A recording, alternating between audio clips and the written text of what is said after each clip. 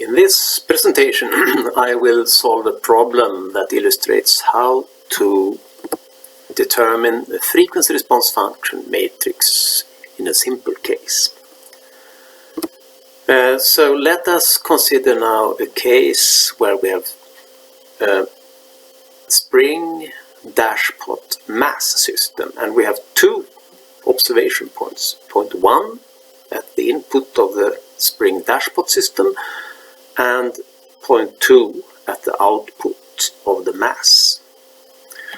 So we wish to calculate now or determine the frequency response function matrix that connects the acceleration and force on point 1 to the acceleration and force on point 2. So to solve this, we introduce degrees of freedom, 2 degrees of freedom, 1 in point 1, and 1 in point 2. And the sign conventions are as defined here, that is positive inwards the system. And the solution then, the solution strategy is to find relations between the forces and accelerations. And if we want to determine the frequency response function matrix between the exciting force and the responding acceleration, then we have to express the acceleration in terms of the forces, so that we have to find the relation for A1 as a linear combination of F1 and F2, and A2 as a linear combination of F1 and F2. And to do this, we state the governing equations for the systems.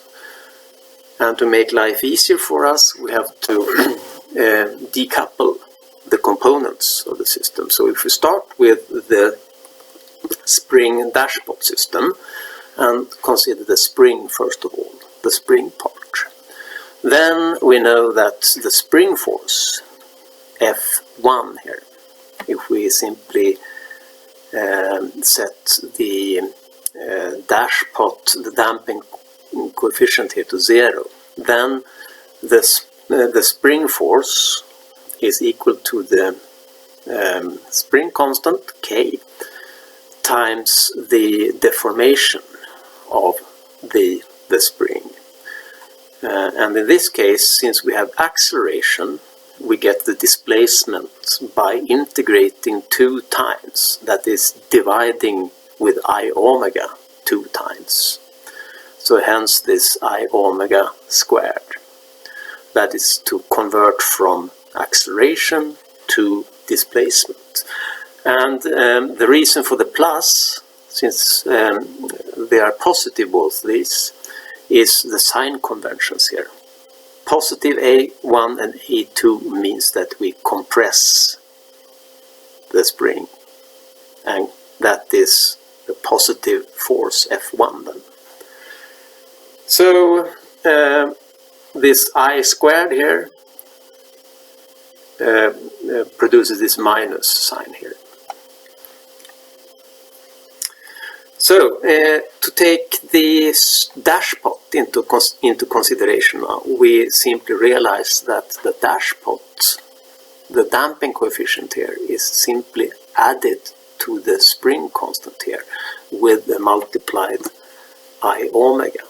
This multiplication with I omega here is due to the fact that the dashpot, the friction force here, is proportional to the velocity instead of the displacement.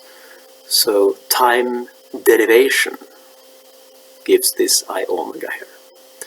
So the total force, the total spring dashpot force F1 will be the sum of these two, like this. So next to the mass, the decoupled mass will be like this. We have the cut force F1, which is the same as this, and since we have force balance, it has to be the opposite direction, like this. And from the other side we have this F2, and we defined F2 as positive inwards in node 2 here. And also the acceleration of the mass was defined as positive in this direction. So with these sign conventions, the Newton's second law reads like this: the mass times the acceleration of the mass is equal to the spring dashpot force with opposite sign, since we have a positive acceleration in the opposite direction, and plus the force, the external force F2.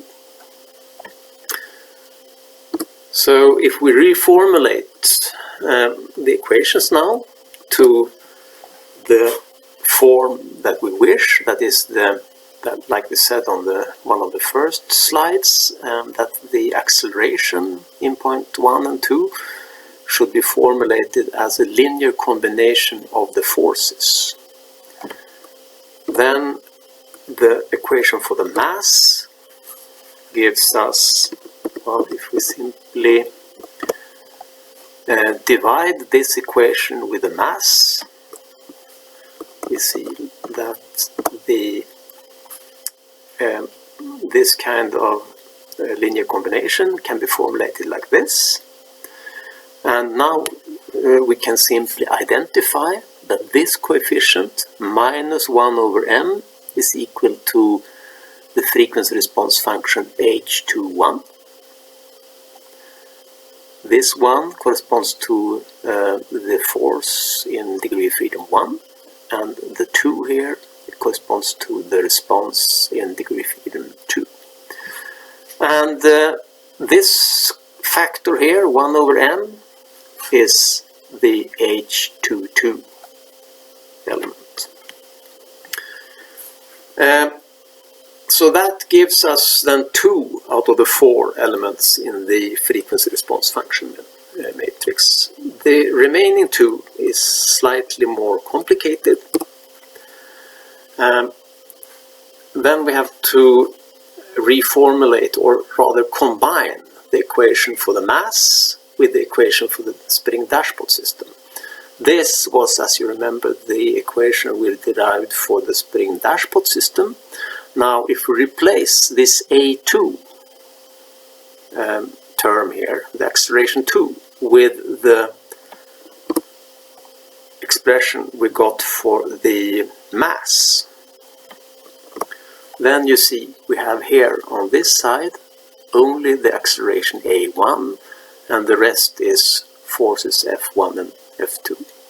So by combining this then and this, we can formulate A1 as a linear combination of F1 and F2 as we wish.